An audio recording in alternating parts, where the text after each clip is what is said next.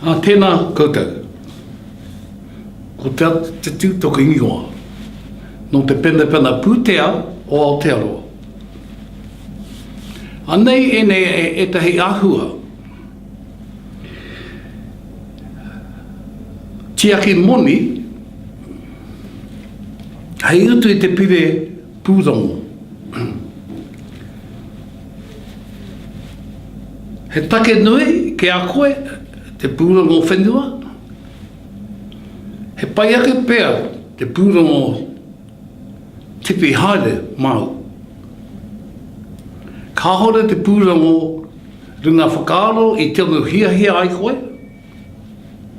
Mehe mea he pūrongo whenua tāau. Whakaaro tia he huakati. Te pūrongo kia kore atu e nui te o tūtu. Mehe mea he ipurangi tāu kei te kāinga, mautonu hei mōhio, tēnā pēr kei a koe, te tinu āhua pai. E ngā waria ana, ki te heke haere tonu te utu o te ipurangi.